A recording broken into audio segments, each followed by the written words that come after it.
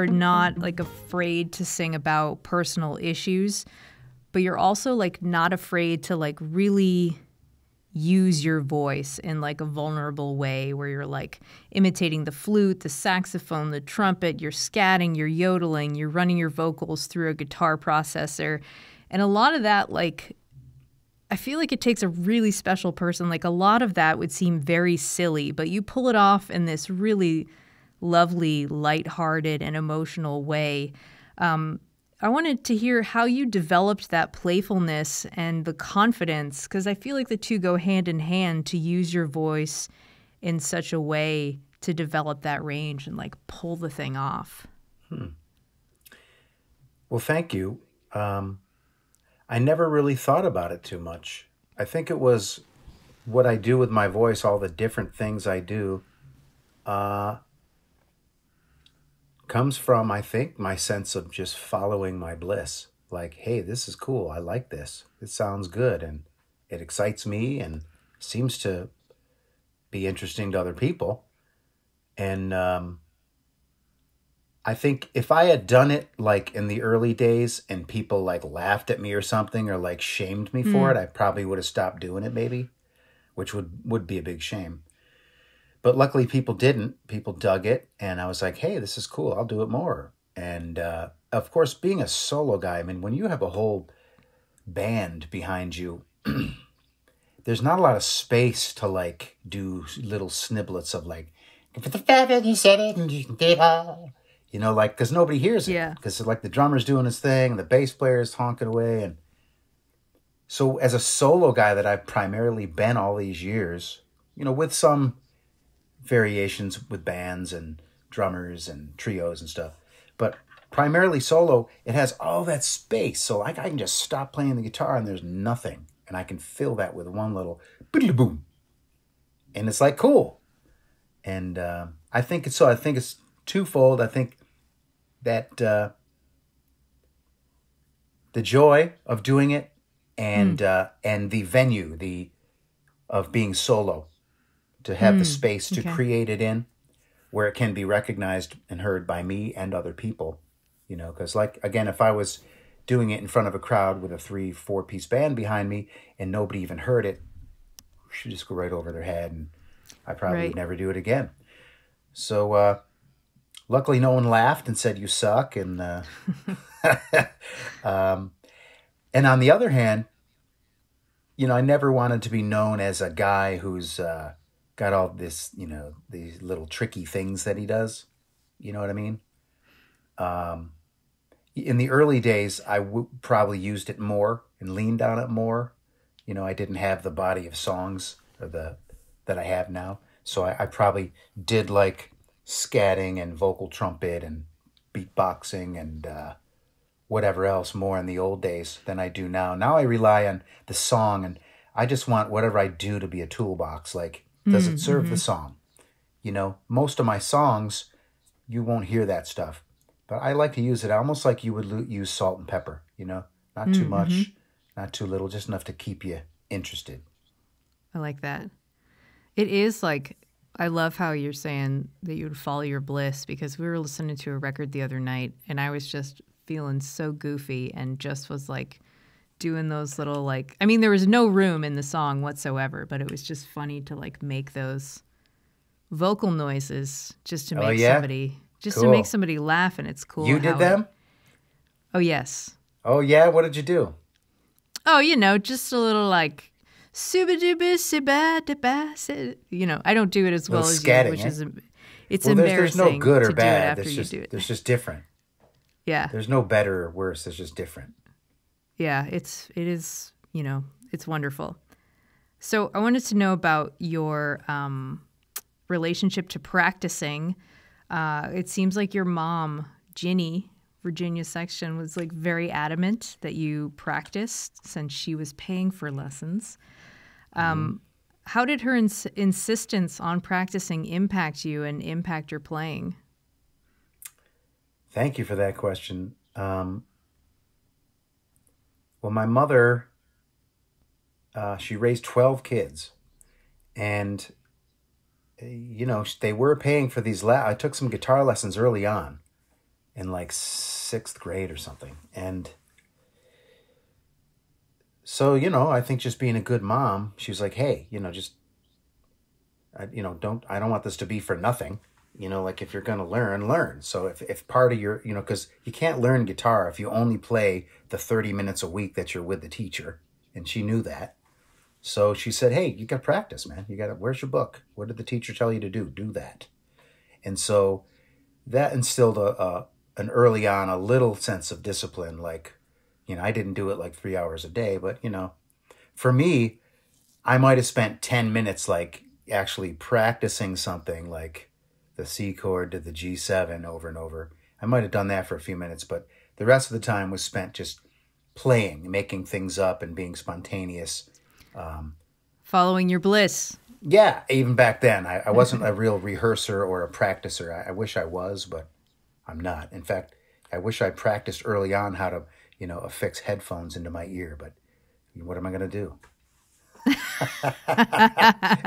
For the listening audience, Martin is struggling with his earpiece.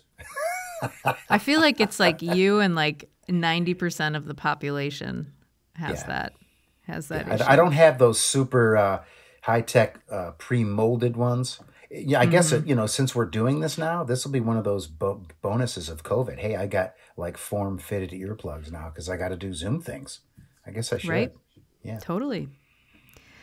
When you moved to Boston, it was because a brother of yours was there to put you up while you figured out like what you wanted to do. And you didn't know at the time that you were like a, quote, singer-songwriter guy and figured that you'd like be in a funk band or something.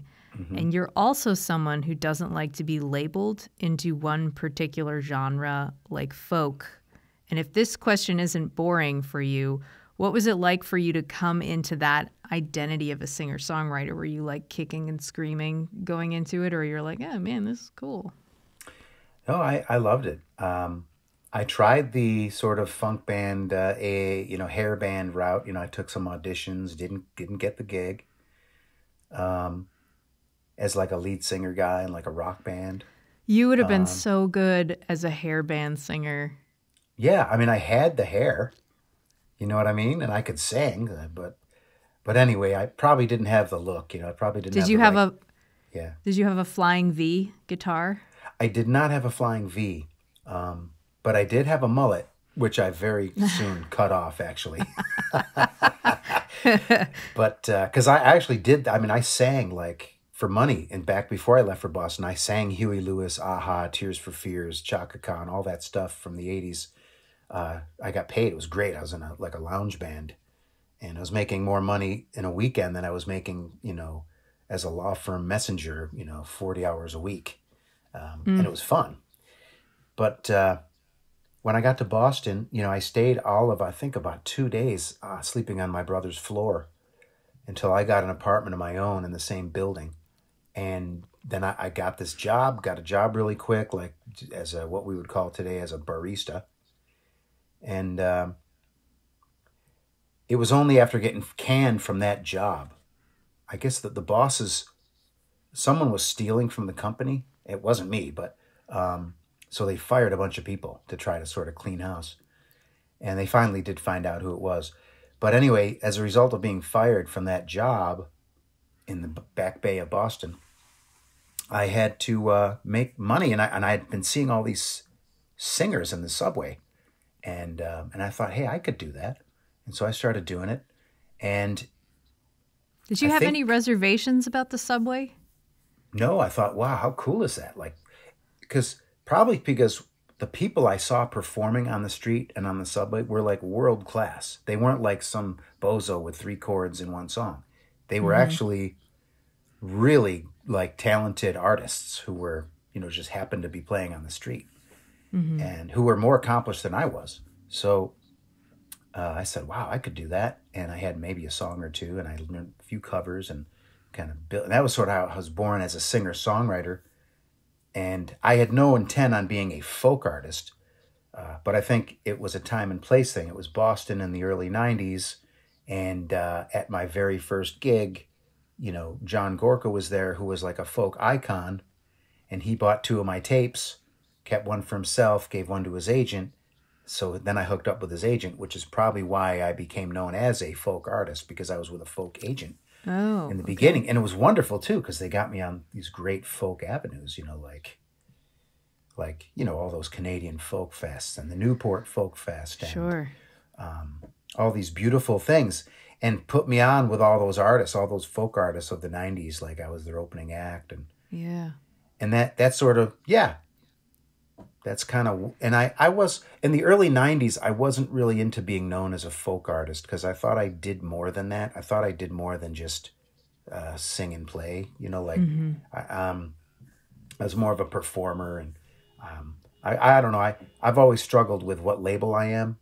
Even today, people might say, what do you call that? I don't know what you call it. I guess today I call it folk, because folk now is Mumford and Sons and Bob Dylan and, Josh Ritter and Taylor Swift. She's not folk. No, I would classify her as pop. Even the Bon Iver record? I think that's a folk record. The guy from Wisconsin? Funny? Well, she made a record with like the Bon Iver crew. And I didn't know that. Aaron Dessner of the National. Oh. It's kind of crazy because we play a couple of her songs on Folk Alley. Oh, I'm sure she could be a wonderful folk artist. She can do anything she wants. Yeah. It's also incredible to think about. This is getting a little bit in the weeds of the Boston world, but like the infrastructure of folk music in the 80s and 90s in Boston is like pretty incredible. Like the Boston Globe had not one, but two folk writers. Yeah. Each newspaper had their own folk writer. Yeah. It was wild. And you had multiple radio stations that would play artists like myself who were unsigned. You know what I mean? He had the colleges that would also have papers and little stations of their own. You had the venues like Passim and the Black Rose and the Blackthorn Tavern and all these folk rooms. Yeah, you nailed it when you said infrastructure. It's funny, I don't see that anymore much. I don't even know if it's still in Boston anymore, but yeah, I mean, it's like Passim is around. Yep. And that's and that was hard. Actually, Passim's was hard to get into back then. That was like, that was like, I tried my ass off to get into that room, and I had to like just keep trying and get other people to chirp about me and show them, what the Boston Globe wrote. And finally he says like, all right, I'll put Martin on the bill. Bob Donlin, Yeah. It was kind of funny. But yeah, that was room like that. All the folk stars of the day would do like 4 shows there. They would do like 2 Sunday, 2 Friday, 2 Saturday, and then 1 matinee Sunday, which was broadcast on WERS. And so you had to be able to sell, like 500 tickets to do that. Oh, I see. Okay. Yeah, 5 shows at Passim's is 500 tickets. And so they had Sean Colvin and John Hyatt and John Cork and Greg Brown and all these, folk art, and Bill Morrissey and Garnett Rogers. I saw all these people there. Did you ever do a run like that at Passim? And what do you prefer? Do you prefer just playing one night and getting out of town, or really like leaning in for a 5-night stay? I like both. I like the old school thing about doing multiple shows because you get that intimacy. I'm doing it like I'll probably do it in Minneapolis where I do 2 shows and 2 shows. But I enjoyed it back then. I think I was one of the last performers to do that because it was the end of the Bob Donlin era. And I think I did the 2 Friday, 2 Saturday, and the matinee Sunday with the RS broadcasting it. And no, I loved it. I thought it was great. And whenever I do it now, in fact, in COVID, we did it a lot because all the shows had to be so, small. They could only be like 100 or 200 people. So I did multiples in like Vail and Boulder and New Hampshire and all over the place, in New York City. And I enjoy it. And it challenges me to, hey, there's people who probably come to both shows, so I can't just like do the same show. So I really pay attention to, I pay attention to really pulling out the deep tracks and so that I can fill up 2 shows worth of music. I want to go back to getting fired from that cafe job. And I read, so last time we talked, you were wondering where this quote came from, and it came from the Boston Phoenix. You said you were fired from your cafe job because you said, I basically hate work. There is that. There is that. I think that's so funny because you have had to work very hard to develop your style, write your songs, tour, maintain this extremely dedicated fan base. So how do you relate to what you do in terms of work? I guess the caveat on I hate to work, as true as that is, the caveat would be I hate to work in jobs that aren't music related. You know what I mean? Yeah. Although now that I've grown up a bit, I could spread that out to, I actually do enjoy other things. I have passions like whether it's certain foods or coffee or antiques or history. I could work in those lines too if I had to, pretty happily. Now that I've grown up and I've got more interests. I've got a family and kids, and I've been around the world. And so, at the time I was referring to work as the jobs that I had, which were, landscaping and painting and pouring coffee and, dealing with customers. I hated that at the time. And so I was overjoyed when I was making more money singing songs in a subway station at 7 a.m. So can you talk about, like, in the subway station performing, you might be familiar with the singer Meg Hutchinson. Sure, she's wonderful. She also spent some time in the subway, and right around that time we were like pretty close friends, and she would tell me about like how it physically actually was, like the hard. Can you talk about your experience? Because hers sounded like very difficult, like hardships. Mine, I didn't. Yeah, the hardships I ran into were in the early days before we fought City Hall and won our right to be there. The cops would shut us down. Like, we'd be out there, and because I had an amplifier, I couldn't play. So my First Amendment rights didn't matter. I wasn't loud. It's just that the instrument that I played needed an amplifier. It was a Stratocaster. So without that, you're not really gonna be heard. The hardships, yeah.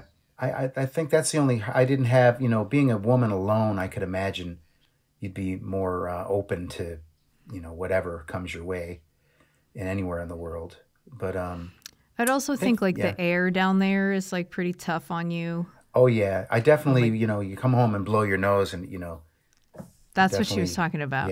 Yeah. Being down in the subway it was like 4-hour shifts, and we had shifts too. Like, you would go to Harvard Square in the morning and do the flip, and the winner would get the first choice, and that'd be in the morning commute. Second would be the middle of the day, and the late would be the commute going the other way.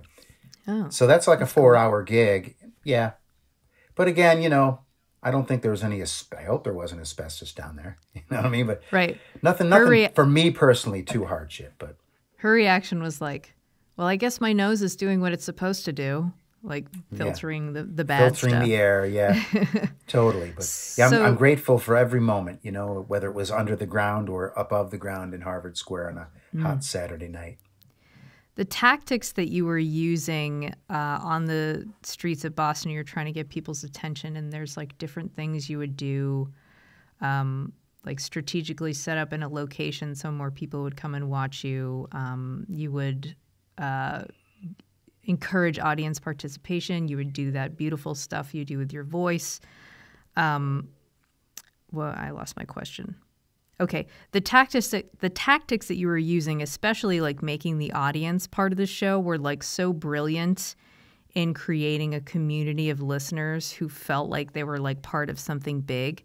And you can still feel it when you go to a Martin Sexton show. Like, you create an atmosphere where people feel connected.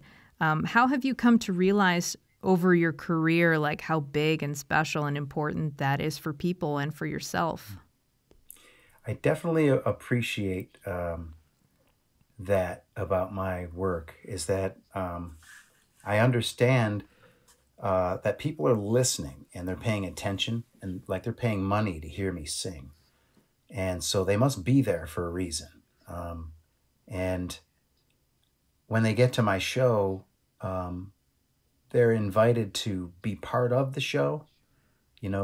Somewhere in the first 10 minutes, or maybe in the first tune, I'm going to shout out something, and they're going to be expected to, or, invited to shout back. Right. And I think that endears people to the singer if they're like not just the audience watching you. Now they're kind of in the show with you. They become more of your comrade of sorts, your fellow show person. Oftentimes I'll be on stage and the audience will be singing so beautifully that I'll just stop the song and I'm like, oh my God, I got to pay my $45 to get in here to see this show. It's like I'm like the audience of one, and this is the cast of many, and that's, most nights are like that. Like, if it's just a couple hundred people or 1,000 people or a couple thousand people, it's like church. And I think people connect with things like church, even if they're not religious. Just to have people, human beings, breathing beside you, shouting beside you, responding, singing in harmony with you. It's, I think it's almost like cheating in a way. Like, it's one great technique to get people engaged in what you're doing. And I don't mean to minimize it, because I think there's a element of holiness in it. But it certainly works like a good technique does. And it holds them too, because now they're invested. So after 15 minutes, they're not looking at their watch. Right. And in fact, they're wanting more. With writing, you're a seasoned enough writer where you have the muscle, you have the technique down, but it's hard work for you to write a song, which is too bad for someone who hates work. And you talk about that pure inspiration that'll like hit you at 2 a.m. Can you talk more about what that feels like when the inspiration hits, like how you capture and how you relate to that inspiration? I forget who said it. Might have been Paul Simon or somebody said, songwriting is, 5% inspiration and 95% perspiration. And I buy that, because I'll get a great idea when I'm out driving on the highway. And I say I hate work, but I don't mind driving 12 hours to a show. You know what I mean? Or setting up and sound checking and doing 2 shows in a night and a Zoom concert in between, and then driving 4 hours to get to Wichita. Like, I'll do that. Like, so I must enjoy that work somewhat. But back to the question, when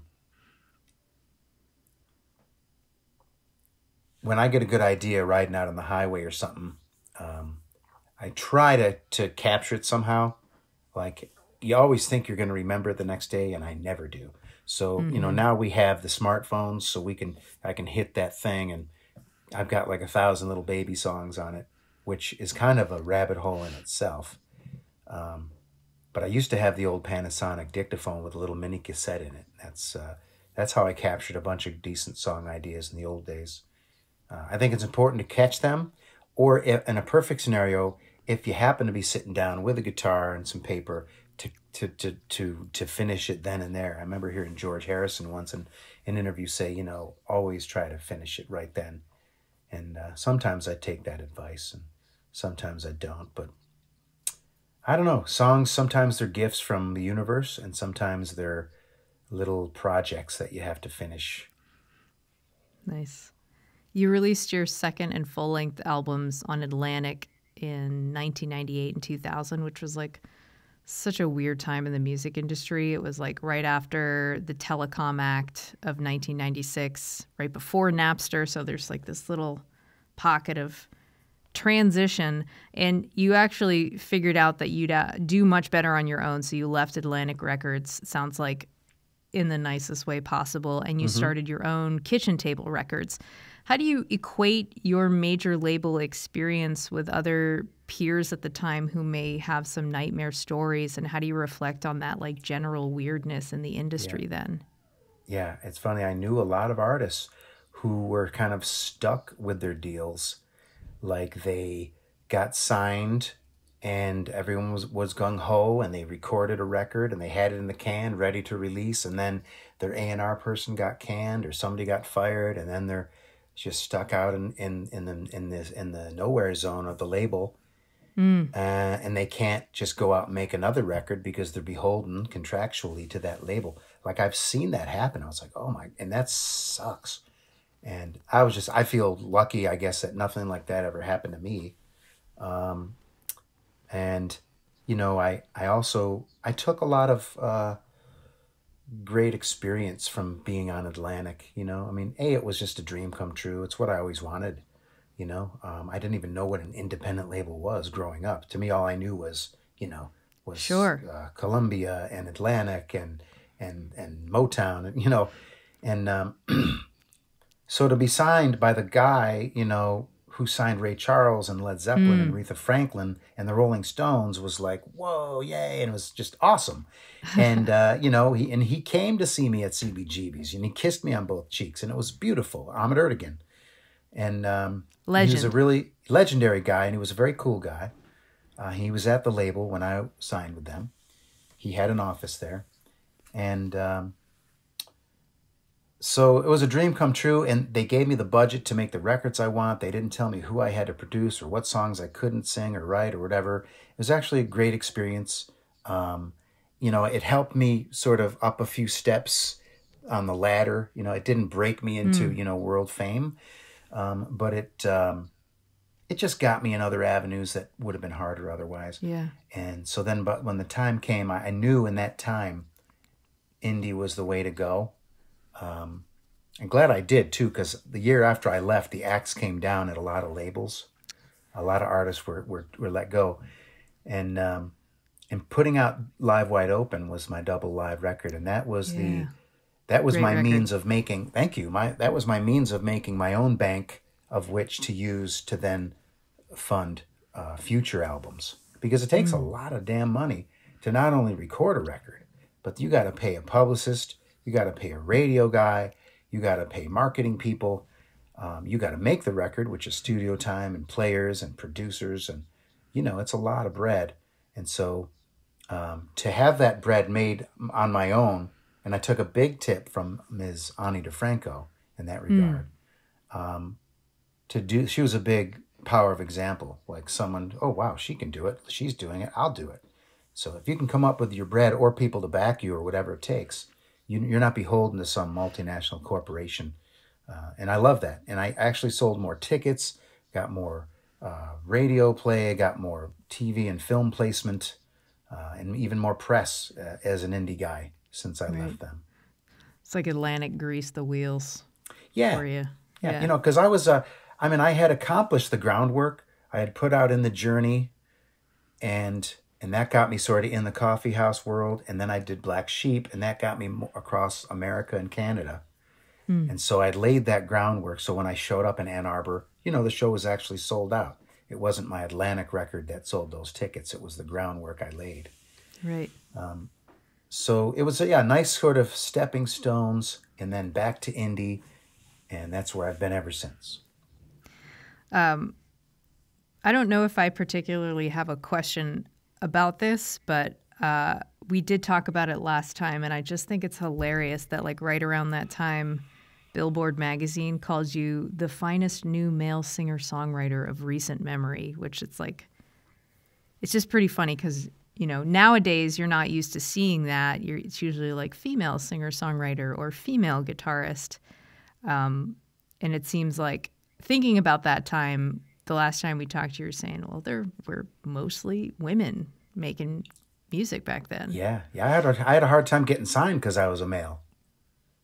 Every A&R person said, hey, man, if you were female, I could have signed you last year. Because they all had Lisa Loeb and Tracy Chapman and Jewel and Alanis Morissette. And all these women it was in vogue to sign women in the late 90s, or mid to late 90s. And so it's a beautiful thing. The woman, my A&R person was a woman. The head of most of the departments at Atlantic were women. The top selling artists on Atlantic were women. My manager was a woman. I I think one of my agents at the time was a woman. So there's lots, and this is going back 22 years. So a lot of good strides, I think, had been made even by then. So it seems like we kind of are righting the ship in that regard. Seems like, in my own personal view. Sometimes, for sure. Kitchen Table Records, that's the name of your label, and you reference kitchen tables and songs pretty consistently and have talked about that being a place where you write. What does the kitchen table mean to you and your songs? Well, in the song Happy, the kitchen table, honey, just might break to the sound of you and I rocking our bodies. Wow. That's the kitchen table being used in a sort In of, a different way. procreative way. You're not creating food, you're like creating babies. But kitchen table to me is where it's happening. It's where the party always ends. It's where the food is, presented and prepared. It's where, for me, songs are written. It's where difficult conversations are had, or joyful moments are shared over a cup of coffee. So for me, the kitchen table is almost like a holy place. It's a creative place. It's a working place. It's a presenting place. It's sort of everything. And so my manager at the time, we'd get offers from to play in some guy's garage and hang out with him and his dogs, and my manager would be like, oh my God, come on, this is so kitchen table. You know what I mean? And so that I kind of used that to name my label, because I had such reverence for the kitchen table, and because my manager at the time used it almost in a negative connotation. If something was kitchen table, it was bush league. You know what I mean? Right. That's funny. So I just kind of turned it around. Your mom sadly died in 2018, and you did a really beautiful TED Talk shortly after that. And it sounds like it was a really beautiful passing, if that's okay to say. Like all the siblings were there, and it sounds like before she passed, she kind of scolded everyone to not argue with each other. And then when she did pass, you all sang Amazing Grace. How did her passing change the way you think about death, and what maybe surprised you about that experience? I guess what surprised me about it was the lightheartedness of it, and the actual sense of joy even of it, amidst the tragic sadness of losing your mother. Just knowing that she died in her bed, at the age of 87. With every one of her 12 kids around her as she took her last breath. It just seemed like, wow, that's a beautiful way to go. As much of a loss it is to us, it just seemed like a blessing of sorts. Everybody's got to go, and not everyone gets to go in that fashion, unfortunately. I think in the way she left us, it's rare. Yeah. Almost like winning the lottery, when you can go with all your kids around you, all your kids are alive, you know what I mean, healthy, and by your side, in your own bed. Just of all the ways to go, I just thought, wow, I was grateful for that. And it gave me a sense of comfort to know that can happen, and a little inspiration, and give me hope too, that maybe more of us can go out in style like that. All right, 2020 Vision is the new EP, and I feel like maybe we could start talking about this EP with you telling me about this treehouse. Oh, it's a beautiful little A-frame made almost exclusively of old bits from other, construction jobs and dumpster dives and, otherwise unusable parts. All the stuff has been laying around in the yard for a long time. And my boy and I, Shane, for years, we'd always say, hey, this is the year we're going to do it, summer vacation, yay, we're going to build the treehouse. And then before you know it, it's September, and Another year goes by, and that happened like 4 summers. And it was that COVID summer that was that universal kick in the pants. That made everything really real. And in fact, and including like, okay, this is when you actually get real doing that thing you've been talking about doing, or as my southern friends say, fixing to. I'd been fixing to build this treehouse for years. So, okay, you know what? We already waxed the floors. We already cleaned the closets. We cut each other's hair.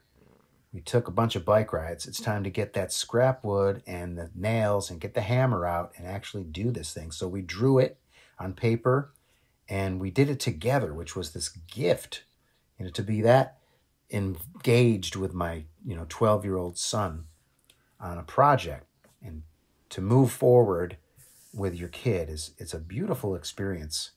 And so now we have this tangible asset, in our yard that we can hang out in, and it's just almost like a testament to the power of love and hope and perseverance and taking old bits that were otherwise useless and making them into something that's beautiful and useful.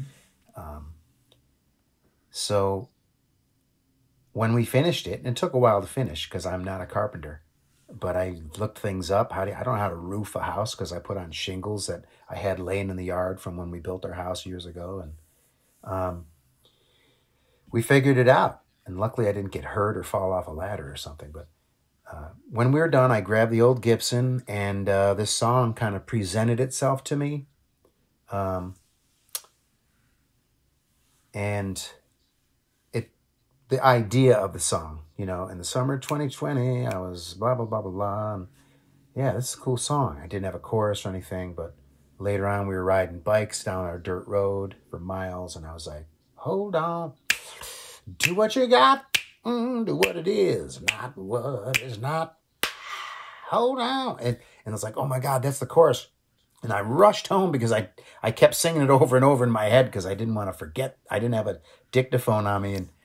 And so that's how that song was presented. It's all about holding on to the real things in my life. Not the shite that's like fashionable or about money or success or, how's my hair. It's hold on to your family, the friends, the time that you can spend, with loved ones, not the time to spend with people you're obligated to spend time with, but to follow that bliss, to follow that joy. And that's the story of Hold On. It's amazing. Thank you. It's amazing. It all came out of the treehouse. It did.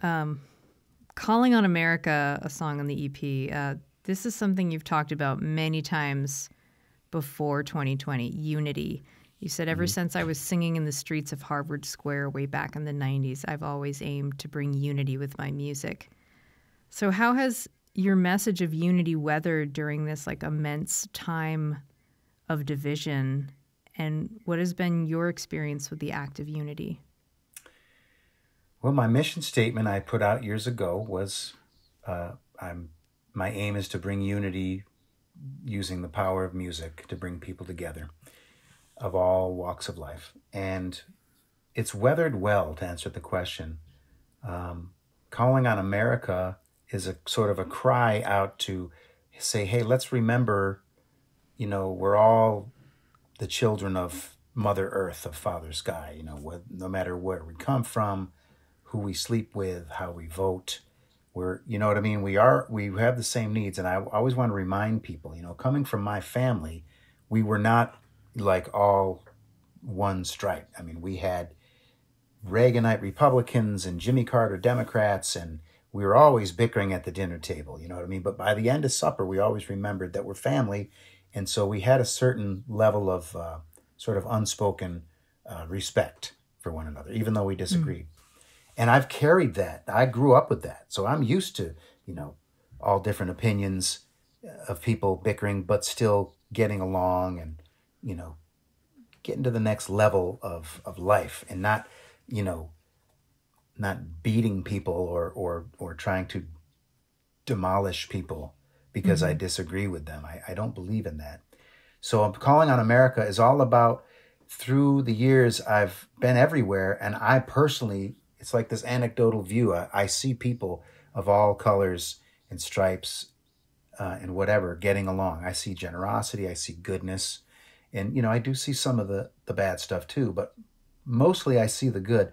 But when I turn on the TV, it's like it's almost like if you were on Mars, if you were a Martian and you tuned in only to the television, to the major networks. It's like, wow, you would think Earthlings all of them just hate each other. You know what I mean? Like, and there's so much division. Like, you would think, wow, these people better get their act together and remember that they're really that to me, they all look alike.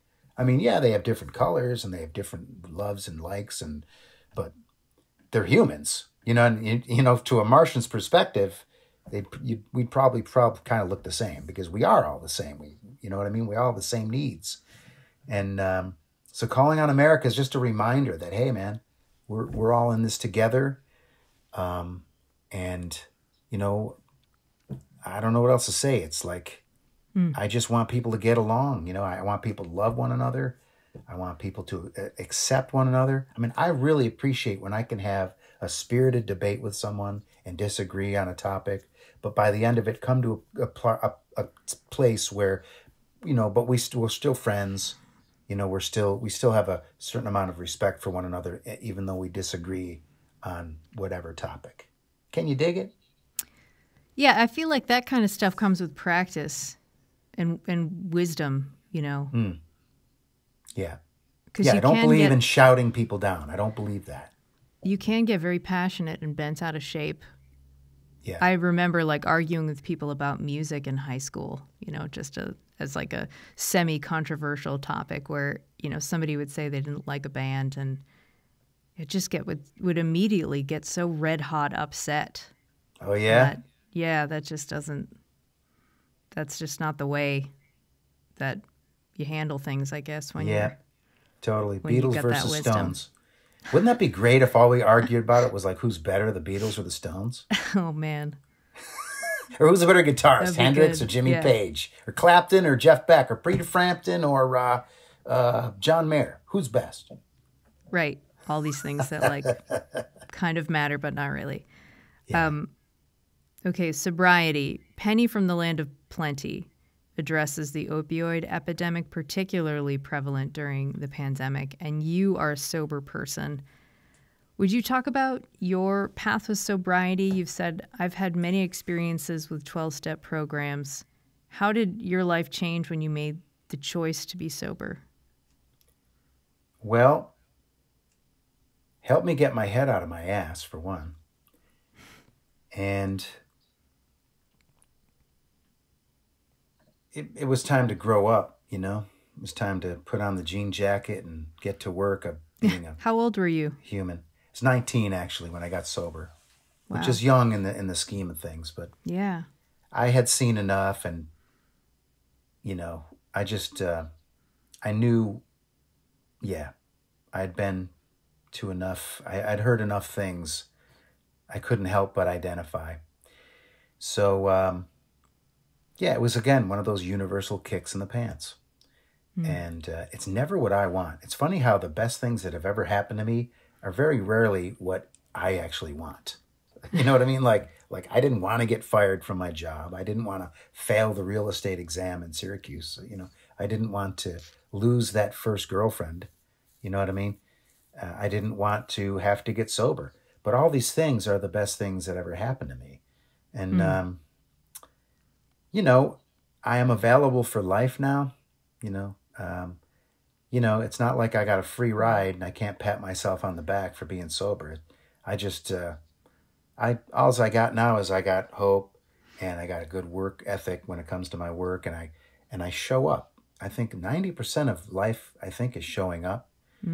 Bring the ass and the mind will follow. I always like that one because oftentimes I'll be I don't want to freaking do this thing.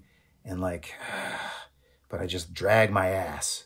You know what I mean? And then the mind follows. You know what I mean? And so if you want to change your mind, move your ass. And that's at least my motto. So, I didn't want to get up at 6:30 a.m. to make it to Harvard Square Station by 7, to try to get the good slot, but so sobriety has been a wonderful gift. And these days, man, I recommend it because there's too many people dying, too many young people dying. Yeah. Penny from the Land of Plenty I put it on the record because I thought we need to put out more music and literature and movies and whatever that speaks to addiction, because it's a freaking pandemic in itself. I mean, 60,000 young people a year are dying from opioids alone.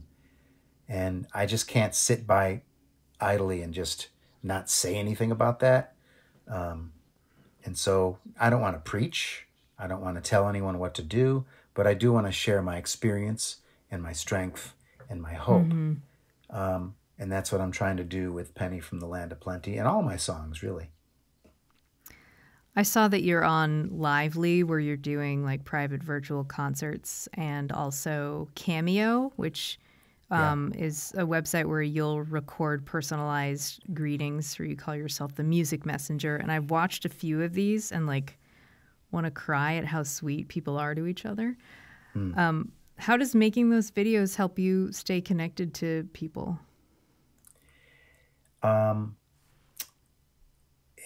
enjoy them, actually. They're just these like 2-minute video cameos, these little, hey, 2-minute video greetings, like you said. It's like a musical telegram.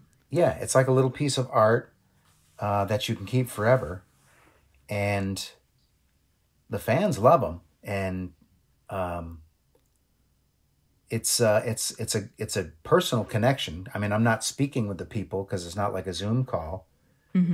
But it's a thing you just keep forever. A little, hey, happy birthday, Bob. Sally wanted me to reach out and just wish you the best and blah, blah, blah. And I sing them a little tune. And it's a great method of transmitting music and joy to them. And then on my end, I enjoy the work and I enjoy knowing that I'm actually helping these people. And also it's great because, with the revenue that this brings in, especially during COVID when I wasn't working, this was paying my mortgage. And the Lively too. That's more of an interactive thing where it's a show with you and like a bunch of other households. And it's you can talk and sing, and it's an interactive thing. It's another one of those gifts I call the gifts of the pandemic, because that never would have happened for me. I wouldn't have done it if I wasn't working. Like I would have said, no, I'm not going to do that. I'm too busy touring. But I wasn't busy touring. Once I finished the treehouse and waxed the floors and cut my wife's hair, and what am I going to do now? Yeah. So I got to pay some bills, man. I'm not working. So the live streams we did, and the Lively gigs, the Cameo, it's one of some of these gifts of a pandemic that I can now take with me and move forward, because I'll still do them, even though hopefully we're coming out of the woods. Fingers crossed. I'm great. Yeah, I'm grateful. I'm grateful for that, and my fingers are crossed. Great. All right, Marty, let's do the lightning round, and then I'll let you go. All right, here we go. What was the first song you learned on the guitar? First song I learned on the guitar was probably Sweet Home Alabama. Wow. What is your karaoke song? Ooh, tough one. It's funny. I don't do karaoke, so I don't know. I honestly don't know if I could. It's funny. I just don't. I can't even. I guess I should be more of a sport. I'm trying to think. Like, what? This is actually a very common answer and a very acceptable answer. People are like, where I don't you do just it. don't. I don't know, because people don't know. If I think about it, I'm trying to picture myself hanging out doing karaoke. And I'm singing a tune, and it is Stairway to Heaven. Okay. Going all in. Great. Dogs or cats or something else? Dogs. What is your coffee order? Colombian black. First celebrity crush? Farrah Fawcett. Who is the nicest musician you've ever met? Ooh, that's a tough one too. Gosh, the nicest, I guess Dave Matthews, because yeah, Nice. I like that. because he wasn't only just nice to my face, but he actually introduces. I was supporting him on a tour, and he comes out and introduces the opening act, which I've never seen any headliner do. Oh, wow. Yeah.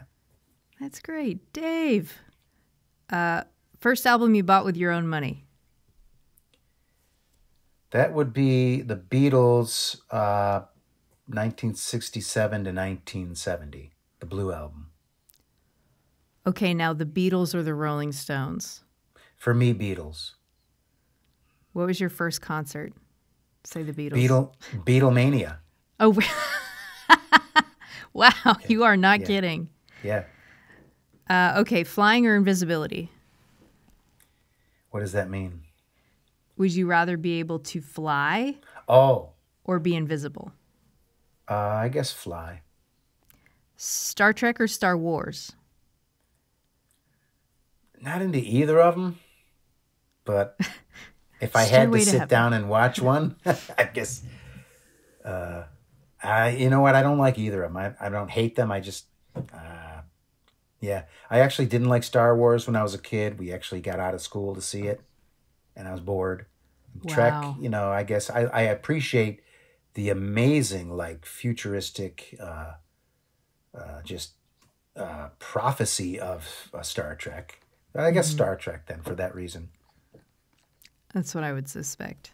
Yeah. Okay, last one. Where is the most beautiful place you've ever visited? The Adirondack Mountains, New York State, where I am right now. Where you are right now. Fine answer. All right, Martin Sexton, thank you so much for talking to me today. It was just a real pleasure. I appreciate you, Cindy.